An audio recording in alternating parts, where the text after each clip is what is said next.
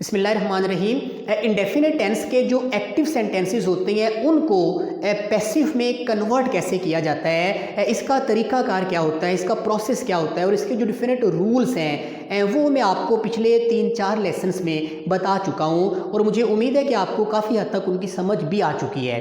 आज इस वीडियो के अंदर हम इन्हीं फ़िक्रों की प्रैक्टिस करने जा रहे हैं। हम कुछ इंडेफिनिट टेंस के प्रेजेंट, पास्ट और फ्यूचर में से एक्टिव फ़िक्रे लेके उनको पैसिव में कन्वर्ट करेंगे और कुछ पैसिव सेंटेंसेस उनको एक्टिव में कन्वर्ट करेंगे। तो ये आज का जो हमारा लेसन है ये सिर्फ प्रैक्टिस है। तो हम कुछ फ़िक्रे लेते हैं और उनको मैं आपके सामने कन्वर्ट करके उनकी जो वॉइस है वो चेंज करके दिखाता हूँ। सबसे पहले तो आप इस फ़िक्रे को देखें, mother made a cake yesterday.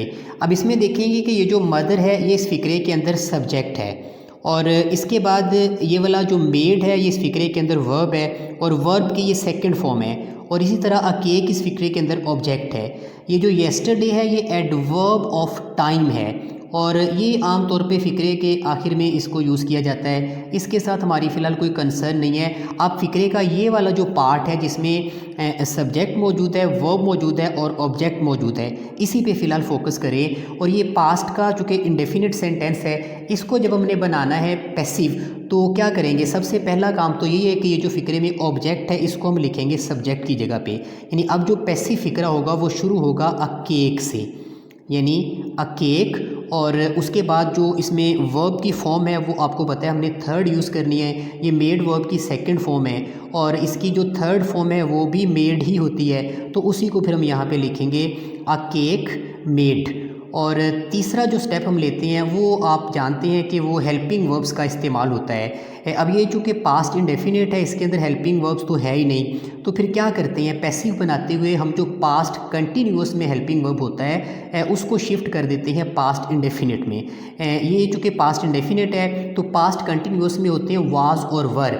यहाँ पे अ केक अब सब्जेक्ट के तौर पे यूज़ किया जा रहा है तो इसके साथ वाज यानी सिंगुलर सब्जेक्ट है तो इसको साथ हम लगाएंगे was, a cake was made. और उसके बाद इसमें जो डूअर है, जो एक्टर है, जो काम को करने वाला है, उसको अब हमने एक ऑब्जेक्ट के तौर पे लिखना है और ऑब्जेक्ट के तौर पे लिखना है तो फिर आप जानते हैं हम इसमें बाई जो है वो एक प्रेपोजिशन इस्तेमाल करते हैं। अ केक वाज मेड बाई, उसके बाद आ गया मदर और ये फ़िक्रा मुकम्मल हो गया, यानी इसका पैसिव स्ट्रक्चर बन गया। और आखिर में ये जो एडवर्ब ऑफ टाइम है इसको आप यहाँ पे लिखते हैं yesterday, a cake was made by the mother. और ये येस्टरडे फ़िक्रे के शुरू में भी बाज़-औक़ात लिखा जाता है तो yesterday a cake was made by mother, तो ये इसका पैसिव हो गया। इसी तरह से आप ये दूसरा फ़िक्रा देखें, the tiger will chase the deer.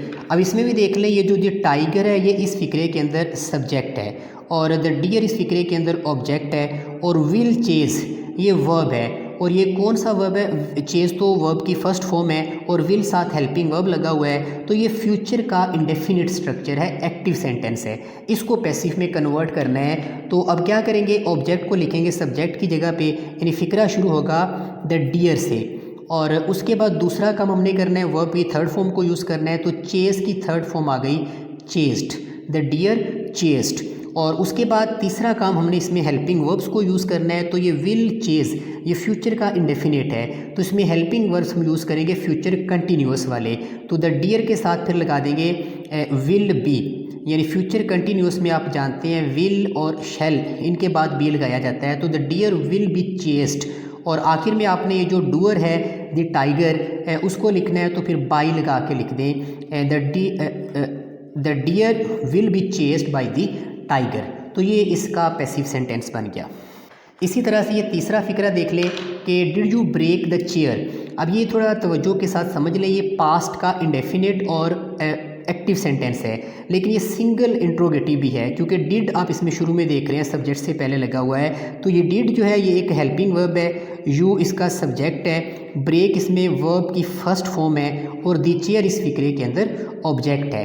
अब इसको पैसिव बनाते हुए आप इसको डायरेक्ट भी बना सकते हैं लेकिन हम चूँकि फ़िलहाल प्रैक्टिस कर रहे हैं तो आप इस डिड को एक दफ़ा हटा के इस सिंगल इंट्रोगेटिव सेंटेंस को आप पहले सिंपल बना लें, एक्टिव में सिंपल बना लें, तो उसके बाद हम उसको पैसिव बना के उसका सिंगल इंट्रोगेटिव बना देंगे। तो इसको अगर हम सिंपल सेंटेंस में कन्वर्ट करेंगे तो क्या करेंगे, ये डिड जो है इसको ख़त्म कर देंगे और ये डिड आपको पता है चूँकि पास्ट इंडेफिनिट में लगाया गया है, पास्ट इंडेफिनिट में चूँकि डिड यूज़ किया गया था इसलिए वर्ब की फर्स्ट फॉर्म यूज़ की गई थी। लेकिन जब इस डिड को हटाएंगे तो फिर पास्ट इंडेफिनिट में आप जानते हैं वर्ब की सेकंड फॉर्म होती है।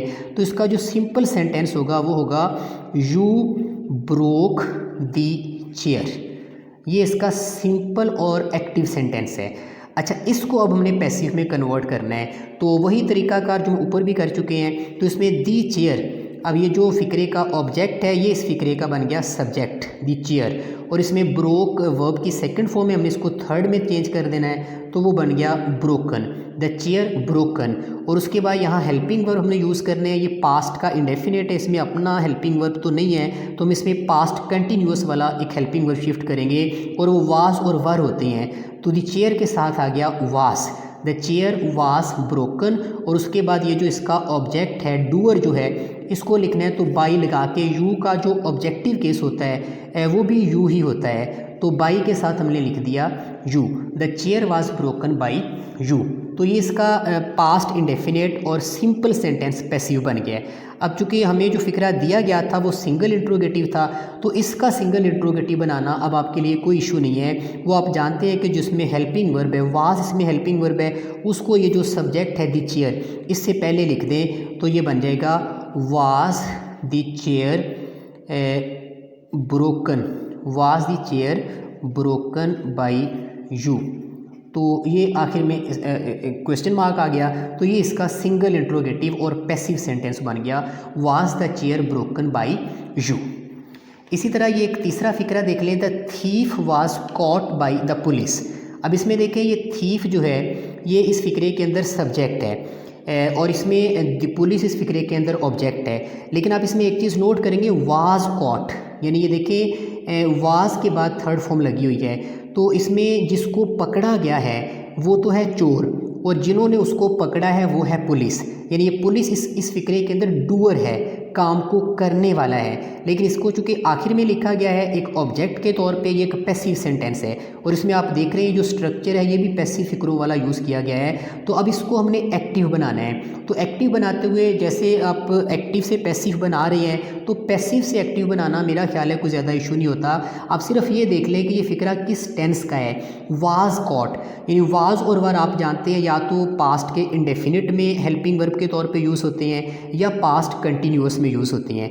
अगर तो ये पास्ट कंटिन्यूअस का फिक्रा होता तो वाज के बाद फिर बीइंग भी लगा हुआ होता, लेकिन वो चूँकि नहीं है, सिर्फ वाज के बाद वर्ब की थर्ड फॉर्म मौजूद है। इसका मतलब है कि ये पास्ट का इंडेफिनिट और पैसिव सेंटेंस है। तो पास्ट इंडेफिनिट के पैसिव को एक्टिव बनाना है, तो एक्टिव में क्या होता है कि पास्ट इंडेफिनिट में वर्ब की सेकंड फॉर्म को यूज़ किया जाता है और हेल्पिंग वर्ब्स नहीं होते। तो अब क्या करेंगे, यहाँ पे सिर्फ सेकंड फॉर्म को रख लेंगे, हेल्पिंग वर्ब्स को ख़त्म कर देंगे और जो डूअर है वो सब्जेक्ट की जगह पे आ जाएगा और जिसके ऊपर काम हुआ है द थीफ जो यहाँ पे सब्जेक्ट है अब ये वापस अपनी जगह पे चला जाएगा। तो ये फिक्रा बन जाएगा पैसिव, यानी अब ये फिक्रा शुरू होगा द पुलिस से, द पुलिस, और उसके बाद वाज कॉट की जगह पे अब हमने सिर्फ वर्ब की सेकंड फॉर्म को यूज़ करना है, तो ये सेकंड फॉर्म हो गई कॉट, द पुलिस कॉट, और उसके बाद आखिर में आ गया the thief, the police caught the thief.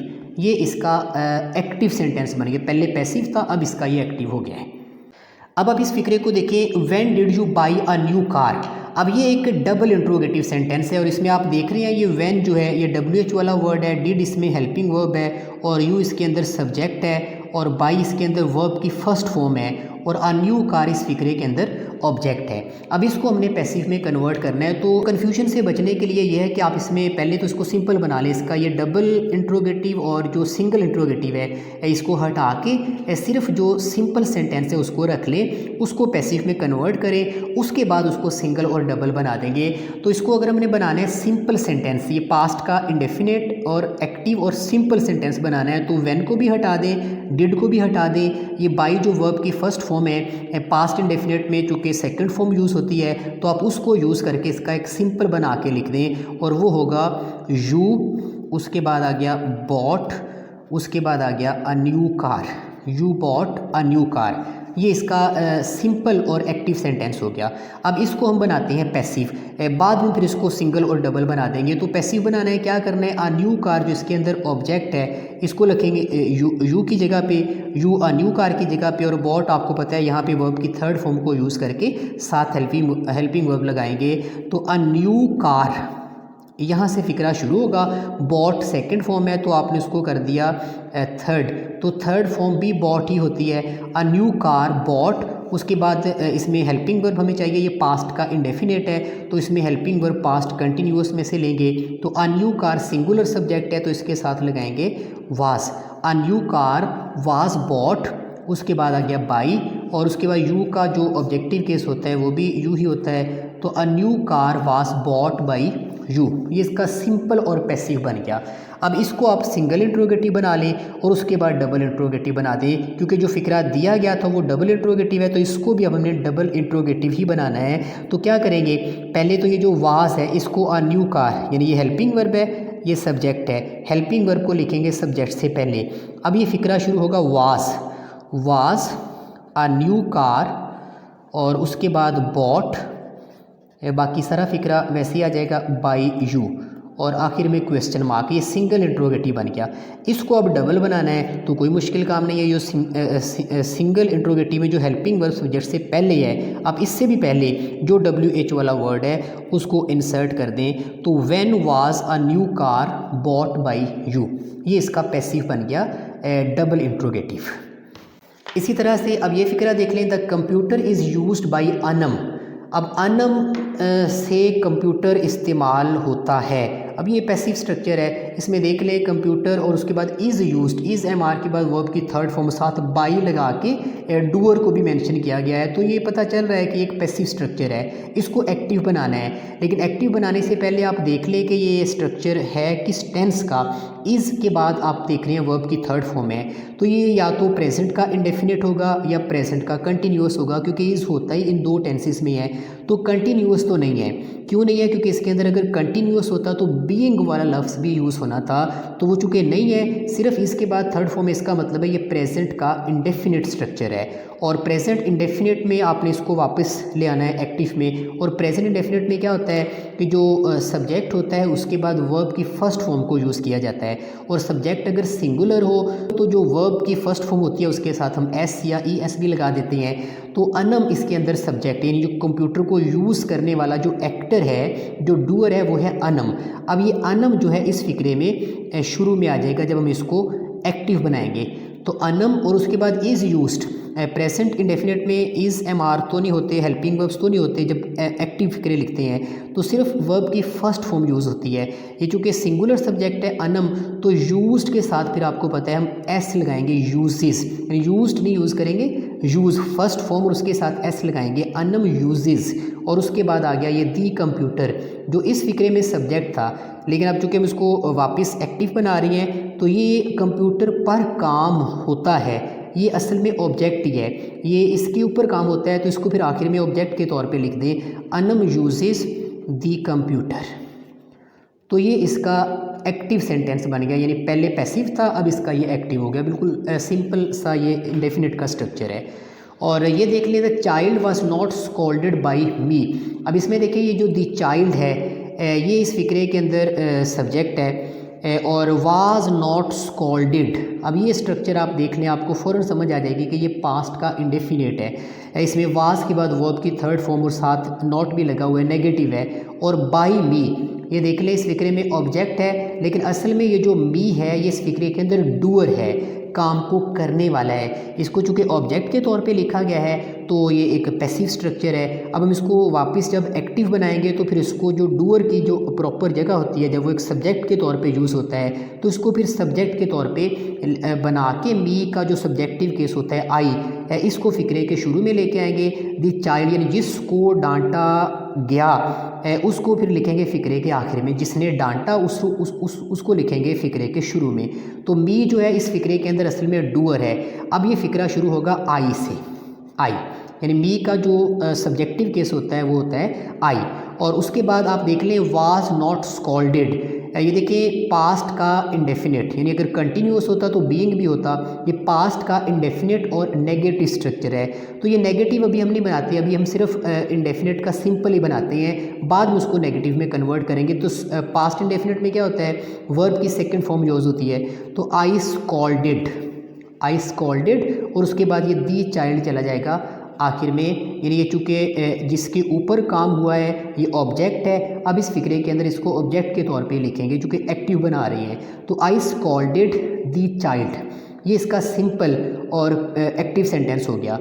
इसको चूँकि हमें जो फिक्रा दिया गया था वो नेगेटिव था, अब इसको भी नेगेटिव बना देना है। और इसको नेगेटिव बनाते हुए अगर आपको याद हो पास्ट इंडेफिनिट में चूँकि हेल्पिंग वर्ब्स तो नहीं होते, तो नॉट लगाने के लिए फिर हम क्या करते हैं, हम अपनी तरफ से एक हेल्पिंग वर्ब अरेंज करते हैं, और वो आप जानते हैं वो होता है डिड। अब इसको इस फिक्रे के अंदर यूज़ करके इस डिड के बाद नॉट लगाएंगे तो ये फिक्रा एक नेगेटिव सेंटेंस बन जाएगा आई, और उसके बाद आ गया डिड, उसके बाद आ गया नॉट।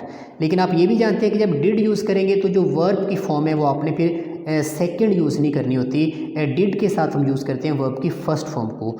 तो आई डिड नॉट स्कॉल्ड, और उसके बाद आ गया द चाइल्ड। तो ये इसका एक्टिव और नेगेटिव सेंटेंस बन गया पास्ट का इंडेफिनिट। ये जो पहले दिया गया था ये भी नेगेटिव था, लेकिन ये पैसिव था, उसको हमने एक्टिव में कन्वर्ट कर दिया। इसी तरह आप ये फिक्रा देख लें, will TV be watched by you. अब इसमें भी आप देखेंगे कि ये भी फ्यूचर का इंडेफिनेट है और पैसिव सेंटेंस है, क्योंकि इसमें जिसने टीवी को देखना है उसको फिक्रे के आखिर में बाय यू, ये देख लें ऑब्जेक्ट के तौर पे उसको लिखा हुआ है जो डूअर है इस फिक्रे के अंदर। और ये be watched, will TV be watched, यानी टीवी विल बी वॉच्ड, ये इसका सिंपल हो जाएगा। पहले आप इसको सिंपल बना लें, यानी टीवी को सब्जेक्ट के तौर पे शुरू में लिखें, ये विल जो हेल्पिंग वर्ब सब्जेक्ट से पहले है इसको वापस उसकी जगह पे रखें। तो टीवी विल बी वॉच्ड, और उसके बाद आ गया बाय यू। तो ये इसका मतलब एक सिंपल सेंटेंस बन गया फ्यूचर का इंडेफिनेट। और इसको अब हमने बनाना है एक्टिव सेंटेंस, ये पैसिव स्ट्रक्चर है, एक्टिव बनाना है। तो इसमें क्या करेंगे, एक्टिव में ये होता है कि जो सब्जेक्ट होता है उसके बाद विल और शैल, विल बी या शैल बी नहीं, सिर्फ विल और शैल इनके साथ वर्ब की फर्स्ट फॉर्म लगाई जाती है। तो अब ये फिक्रा शुरू होगा यू, और उसके बाद यू के साथ आपको पता है कि विल ही यूज़ करेंगे, यू विल, और उसके बाद वर्ब की फर्स्ट फॉर्म आ गई वॉच, यू विल वॉच, और उसके बाद ये टीवी लिख देंगे। तो ये फिक्रा मुकम्मल हो गया फ्यूचर का इंडेफिनेट और active sentence, you will watch TV. अब आप इस फिक्रे को भी देखें कि how do you make plans, ये प्रेजेंट का इंडेफिनेट और डबल इंट्रोगेटिव सेंटेंस है। इसमें देख रहे हैं ये डू जो हेल्पिंग वर्ब है सब्जेक्ट से पहले है, और उससे भी पहले ये WH वाला एक वर्ड भी मौजूद है। तो ये डबल इंट्रोगेटिव है। हम ऐसे करेंगे कि पहले इसको सिंपल बना लेंगे। इसमें आप देख लें ये डू हेल्पिंग वर्ब जो है इसको हटा देंगे, ये वाला हाउ जो WH वाला वर्ड है इसको भी हटा देंगे, इसकी फ़िलहाल हमें ज़रूरत नहीं है। यू मेक प्लान्स, बस ये हम रख लेंगे, ये इसका एक सिंपल सेंटेंस होगा। और इसको लेके पहले हम बनाएंगे पैसिव, और उसके बाद फिर उसको एक सिंगल इंट्रोगेटिव और डबल इंट्रोगेटिव्स में तब्दील करेंगे।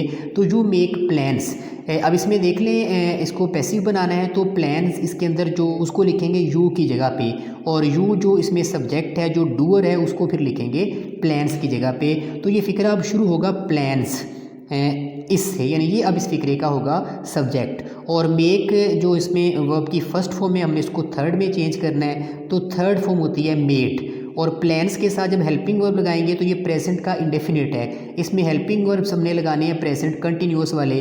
तो इज़, एम और आर होते हैं प्रेजेंट कंटिन्यूअस में। तो प्लान्स के साथ हमने लगाना है आर, यानी प्लान्स प्लूरल सब्जेक्ट है तो फिर इसके साथ आ गया आर, प्लान्स आर मेड। और उसके बाद इसमें हमने लिखना है जो डूअर है वो इस फिक्रे के अंदर यू है, तो बाई लगा के आप लिख दें। यू का जो ऑब्जेक्टिव केस होता है वो भी यू ही होता है, तो plans are made by you, ये इसका सिंपल सेंटेंस बन गया पैसिव। और अब इसको हमने सिंगल और डबल बना देना है, क्योंकि हमें जो फिक्रा दिया गया है वो डबल इंट्रोगेटिव है तो उसको भी डबल बना देंगे। तो इसमें ये प्लान्स जो सब्जेक्ट है हेल्पिंग वर्ब को इस सब्जेक्ट से पहले कर दें। तो ये फिक्रा अब शुरू करें आर से, आर, उसके बाद आ गया प्लान्स, उसके बाद आ गया मेड बाई यू, और आखिर में अब आ गया क्वेश्चन मार्क।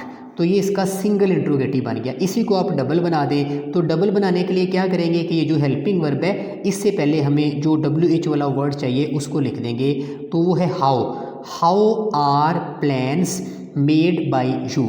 अब ये चूँकि हाउ इसके शुरू में आ गया है तो ये आर इसका कैपिटल तो नहीं रहेगा, ये स्मॉल लेटर्स में लिखेंगे, तो how are plans made by you, ये इसका डबल इंट्रोगेटिव बन गया और प्रेजेंट का इंडेफिनिट। इसी तरह से आप ये फिक्रा भी देख लें, the police took away the evidence. अब इसमें देख लें ये पास्ट का इंडेफिनिट और एक एक्टिव सेंटेंस है। इसमें देख लें वर्ब की सेकंड फॉर्म यूज़ की गई है, हेल्पिंग वर्ब इसमें नहीं है, तो इसमें देख लें द पुलिस जो है ये सब्जेक्ट है, टुक इसमें ये वर्ब की सेकंड फॉर्म यूज़ की गई है V2, और उसके बाद द एविडेंस इस फिक्रे के अंदर ऑब्जेक्ट है। तो इसमें देखें इसको जब बनाना है पैसिव तो ये ऑब्जेक्ट आ गया सब्जेक्ट की जगह पे। अब इस फिक्रे को शुरू करेंगे द एविडेंस से, और ये इस फिक्रे का अब होगा सब्जेक्ट द एविडेंस, और उसके बाद हमें चाहिए वर्ब की थर्ड फॉर्म। टुक की थर्ड फॉर्म टेकन होती है, तो एविडेंस के साथ हम लिखेंगे टेकन, और उसके साथ ये अवे भी इसी फ्रेजल वर्ब का हिस्सा है, तो इसको भी आपने लिखना है, तो द एविडेंस टेकन अवे। और अब हमें चाहिए हेल्पिंग वर्ब, ये पास्ट का इंडेफिनिट है, तो इसमें पास्ट के कंटिन्यूअस के जो हेल्पिंग वर्ब्स होते हैं उनमें से एक यूज़ करेंगे, वाज और वर होते हैं, तो द एविडेंस के साथ आ गया was, the evidence was taken away. और अब आखिर में ये जो डूअर है इसको एक ऑब्जेक्ट के तौर पे लिखना है, तो by the police, the evidence the evidence was taken away by the police, ये इसका पैसिव सेंटेंस बन गया। और ये चूँकि सिंपल दिया गया था तो सिंपल हमने बना दिया, इसको सिंगल या डबल बनाने की ज़रूरत नहीं है। और इसके बाद आप देख लें the teacher answers all the questions. अब ये भी एक एक्टिव सेंटेंस है, और ये आप देख रहे हैं टीचर के साथ आंसर यानी फर्स्ट फॉर्म उसके साथ एस लगा हुआ है, तो इसका मतलब ये पैसिव नहीं है, ये एक एक्टिव सेंटेंस है। और ये आंसर्स ये वर्ब की फर्स्ट फॉर्म यानी ये प्रेजेंट का इंडेफिनिट सेंटेंस है। द टीचर इस फिक्रे के अंदर हो गया सब्जेक्ट, और उसके बाद ऑल द क्वेश्चंस ये इस फिक्रे के अंदर हो गया ऑब्जेक्ट। तो अब इसमें इसको पैसिव बनाएंगे तो ऑल द क्वेश्चंस ये अब आ जाएगा फिक्रे के शुरू में, यानी ये ऑब्जेक्ट को अब हम लिखेंगे सब्जेक्ट के तौर पे, तो ऑल द क्वेश्चंस। और आंसर्स ये फर्स्ट फॉर्म में, हमें थर्ड फॉर्म चाहिए, पैसिव बना रहे हैं, तो आंसर की थर्ड फॉर्म होती है आंसर्ड, तो ऑल द क्वेश्चंस आंसर्ड। लेकिन यहाँ हेल्पिंग वर्ब भी चाहिए, प्रेजेंट इंडेफिनिट है तो प्रेजेंट कंटिन्यूअस में से एक ले लें। ये ऑल द क्वेश्चंस ये प्लूरल सब्जेक्ट है, तो इसके साथ फिर आप लिखें were, all the questions were answered. और उसके बाद जो डूअर है उसको आप लिखते हैं ऑब्जेक्ट के तौर पे by the teacher, all the questions are answered by the teacher, ये इसका पैसिव बन गया। और ये भी सिंपल है तो सिंपल हमने बना दिया है। और इसी तरह देख लें जेन विल अपलोड द वीडियो, ये आप देख रहे हैं फ्यूचर का इंडेफिनिट, यानी विल के बाद वर्ब की फर्स्ट फॉर्म मौजूद है, तो ये फ्यूचर का इंडेफिनिट और एक्टिव सेंटेंस है। जेन इसके अंदर सब्जेक्ट है, और ये जो विल है ये इसके अंदर हेल्पिंग वर्ब है। अपलोड इसमें V1 वर्ब की फर्स्ट फॉर्म है। द वीडियो इस फिक्रे के अंदर ऑब्जेक्ट है, तो इसको आप पैसिव बनाएंगे तो द वीडियो को लिखेंगे सब्जेक्ट की जगह पे, यानी अब ये फिक्रा द वीडियो से शुरू करेंगे, तो द वीडियो। और उसके बाद अपलोड की जो थर्ड फॉर्म होती है वो होती है अपलोडेड, द वीडियो अपलोडेड। यहाँ हेल्पिंग वर्ब चाहिए, फ्यूचर का इंडेफिनिट है तो फ्यूचर कंटिन्यूअस में से हम एक यूज़ करेंगे, विल बी और शैल बी होती हैं, तो द वीडियो के साथ आ गया will be, the video will be uploaded. और ये जो जेन इसके अंदर डूअर है उसको ऑब्जेक्ट के तौर पे लिख दें, तो बाई जेन, तो इस तरह बन गया the video will be uploaded by Jane, ये इसका पैसिव स्ट्रक्चर बन गया। और इसी तरह से ये कुछ फिक्रे इनको पैसिव और एक्टिव में कन्वर्ट किया हुआ है, इन पे भी आप एक नज़र डाल लें। The child was hit by a car, अब ये देखें पैसिव है। वाज हिट से आपको पता चल रहा है कि ये पास्ट का इंडेफिनेट है, अगर कंटिन्यूस होता तो वाज बीइंग हिट होता, तो पास्ट इंडेफिनेट है, तो पास्ट इंडेफिनेट में जब एक्टिव बनाते हैं तो वर्ब की सेकंड फॉर्म को यूज़ करते हैं, हेल्पिंग वर्ब तो होता ही नहीं है। और ये जो सब्जेक्ट ऑब्जेक्ट को एक दूसरे की जगह से चेंज कर देते हैं, तो अकार आ गया फिक्रे के शुरू में द चाइल्ड की जगह पे, और द चाइल्ड आ गया अकार की जगह पे, और वाज हिट की जगह पे सिर्फ हिट की जो सेकंड फॉर्म वो भी हिट ही होती है, तो ये देख लें अकार हिट द चाइल्ड, ये इसका एक्टिव स्ट्रक्चर बन गया, यानी अकार अब इस फिक्रे के अंदर सब्जेक्ट हो गया, द चाइल्ड इसके अंदर ऑब्जेक्ट हो गया, और हिट वर्ब की सेकंड फॉर्म, ये पास्ट का चूँकि इंडेफिनिट था तो ये पास्ट इंडेफिनिट में सेकंड फॉर्म को यूज़ किया जाता है। और ये देख लें, शी रोट अ नॉवल, ये एक एक्टिव स्ट्रक्चर है, इसका पैसिव बना है a novel was written by her, यानी इसमें अ नॉवल को सब्जेक्ट के तौर पे और शी जो इसका सब्जेक्ट है उसको बाय हर, यानी हर उसका ऑब्जेक्टिव केस डूअर को हमने आखिर में यूज़ किया। और रोट सेकंड फॉर्म यानी पास्ट का इंडेफिनिट था तो इसको पास्ट कंटिन्यूअस वाले हेल्पिंग वर्ब्स यूज़ करके वाज, और रिटन वर्ब की थर्ड फॉर्म तो a novel was written by her, ये इसका पैसिव बन गया। ये देख लें, the maid cleans the room, ये एक एक्टिव स्ट्रक्चर है, प्रेजेंट का इंडेफिनिट है और इसमें क्या करेंगे, ये जो दी रूम है ये इसमें चूँकि ऑब्जेक्ट है, द मेड इसमें सब्जेक्ट है, ये रूम अब आ जाएगा फ़िक्रे के शुरू में सब्जेक्ट के तौर पे, द मेड चला जाएगा आखिर में ऑब्जेक्ट के तौर पे। और क्लीन्स वर्ब की थर्ड फॉर्म क्लीन्ड होती है तो इसमें हेल्पिंग वर्ब हमने यूज़ किए प्रेजेंट कंटिन्यूअस वाले, द रूम सिंगुलर था इसके साथ हमने यूज़ किया is, the room is cleaned by the made, ये इसका पैसिव हो गया। और ये देख लें, the assignment was completed by him, the assignment इसके अंदर सब्जेक्ट है और बाय हिम ऑब्जेक्ट है, ये ऑब्जेक्ट तो है लेकिन असल में ये इस फिक्रे के अंदर डूअर भी है। तो अब चूँकि ये पैसिव को हम एक्टिव बना रहे हैं तो डूअर को जो सब्जेक्ट के तौर पे ही अब हमने लिखना है, तो हिम का जो सब्जेक्टिव केस होता है वो होता है ही, तो ही शुरू में आ गया, ही कंप्लीटेड, ये वाज कंप्लीटेड से आपको पता चल रहा है ये पास्ट का इंडेफिनिट है, तो पास्ट इंडेफिनिट जब एक्टिव में होता है तो उसमें सिर्फ वर्ब की सेकंड फॉर्म यूज़ होती है, तो ये कंप्लीटेड आप देख लें इसके साथ कोई हेल्पिंग वर्ब नहीं है, ये सिर्फ वर्ब की सेकंड फॉर्म है। और दी असाइनमेंट इस फिक्रे के अंदर हो गया ऑब्जेक्ट, यानी जिसके ऊपर काम हुआ, और ये जो ही है ये इस फिक्रे के अंदर हो गया सब्जेक्ट, और ये सब्जेक्ट भी है और ये डूअर भी है जिसने असाइनमेंट को कंप्लीट किया, तो ये इसका एक्टिव स्ट्रक्चर हो गया, ही कंप्लीटेड दी असाइनमेंट। और ये एक फिक्रा देख लें, ही ओपन्स द डोर, ये एक्टिव सेंटेंस है, प्रेजेंट का इंडेफिनिट है, तो दी डोर इसमें ऑब्जेक्ट है, ही सब्जेक्ट है, ओपन्स इसमें वर्ब की फर्स्ट फॉर्म में, प्रेजेंट इंडेफिनिट है, तो दी डोर अब आ गया फिक्रे के शुरू में, ये अब इसका हो गया सब्जेक्ट। और इज़ ओपन्ड, ये ओपन देख लें वर्ब की थर्ड फॉर्म, और बाई लगा के हिम, यानी ही का जो ऑब्जेक्टिव केस है हिम, उसको जब इधर लिखा तो फिर हिम बना के लिखा, और इसके अंदर हेल्पिंग वर्ब ने यूज़ किए हैं प्रेजेंट कंटिन्यूअस वाले, तो द डोर के साथ लिखा है is, the door is opened by him, ये इसका पैसिव बन गया। और ये देख लें, they will not obey your orders, ये फ्यूचर का इंडेफिनिट और नेगेटिव सेंटेंस है और एक्टिव है। और देखिए विल नॉट ओबे, अब इसमें योर ऑर्डर्स जो इस फिक्रे के अंदर ऑब्जेक्ट है, दे इस फिक्रे के अंदर सब्जेक्ट है, इनकी जगह चेंज हो रही है, योर ऑर्डर शुरू में आ गया और ये दे आखिर में बाई देम बन के आखिर में चला गया, और ओबे की थर्ड फॉर्म होती है ओबेड। विल नॉट, लेकिन चूंकि इसको हम पैसिव बना रहे हैं, ये will not obey first form will के साथ बी नहीं लगा हुआ, ये फ्यूचर का इंडेफिनिट है, लेकिन पैसिव बनाते हैं हम फ्यूचर कंटिन्यूअस वाले हेल्पिंग वर्ब्स यूज़ करते हैं, तो ये बी भी उसमें साथ होता है, तो थर्ड फॉर्म के साथ ये बी भी आ गया। और विल नॉट बी, यानी विल बी हमने उधर से लिया था तो नॉट उनके दरमियान में इंसर्ट किया, तो your orders will not be obeyed by them, ये इसका पैसिव हो गया। और ये देख ले, I shall write a poem, तो एक्टिव है, फ्यूचर का इंडेफिनिट है ये भी, और इसमें अब पोएम से अब फिक्रा शुरू करके हम पैसिव बना रहे हैं, और ये जो आई है ये बाई मी बन के, मी ऑब्जेक्टिव केस है आखिर में चला गया, और राइट की थर्ड फॉर्म आ गई रिटन, फ्यूचर इंडेफिनिट है तो फ्यूचर कंटिन्यूअस वाले हेल्पिंग वर्ब्स आ गए शैल बी, तो a poem shall be written by me. और इसी तरह से ये देख ले, how will Amjad solve this problem, अब ये एक्टिव है और फ्यूचर का इंडेफिनिट और डबल इंट्रोगेटिव है, इसमें देख ले विल अमजद से पहले लगा हुआ है और उससे भी पहले हाउ लगा हुआ है, तो ये डबल इंट्रोगेटिव है। तो पहले जिसका सिंपल ये हो गया, अमजद सॉल्व दिस प्रॉब्लम, ये विल को अगर हम वापस उसकी जगह पे रखें तो Amjad will solve this problem, ये सिंपल हो गया। तो विल के बाद आपको पता है हमने जब इसको पैसिव बनाना है तो विल सॉल्व तो फ्यूचर का इंडेफिनिट है, लेकिन अब इसको पैसिव बनाएंगे तो विल बी सॉल्व्ड, इसमें स्ट्रक्चर यूज़ होगा विल बी सॉल्व्ड, तो अमजद आखिर में चला जाएगा, दिस प्रॉब्लम शुरू में आ जाएगा, तो this problem will be solved by Amjad, लेकिन उसको सिंगल इंट्रोगेटिव बनाएंगे तो वो विल जो है वो अमजद से पहले लिखेंगे, will this problem be solved by Amjad, ये इसका सिंगल है, और इसके शुरू में जब हम हाउ लगा देते हैं तो वो बन जाता है डबल इंट्रोगेटिव कि how will this problem be solved by Amjad, ये इसका पैसिव बन गया। तो इस तरह मुझे उम्मीद है कि हम इनकी प्रैक्टिस कुछ आप खुद भी करें तो ये आपको इंशाल्लाह कभी नहीं भूलेंगे। बिल्कुल सिंपल सी चीज़ें होती हैं, बस थोड़ी सी प्रैक्टिस करने की देर होती है, उसके बाद आपका कॉन्सेप्ट बहुत ज़्यादा क्लियर हो जाता है। तो अब अगली वीडियो में हम जो कंटिन्यूस टेंसेस के फ़िक्रे होते हैं उनके ऊपर भी बात शुरू करेंगे। उनको जब एक्टिव से पैसिव में कन्वर्ट करते हैं तो क्या होता है। तो फ़िलहाल बस इस वीडियो में ये काफ़ी है, ये प्रैक्टिस करना हमारा कुछ मकसद था। तो मुझे उम्मीद है कि आपको इसका काफ़ी फ़ायदा हुआ होगा। अब इंशाल्लाह अगली वीडियो तक इजाज़त दीजिए। अल्लाह हाफ़िज़।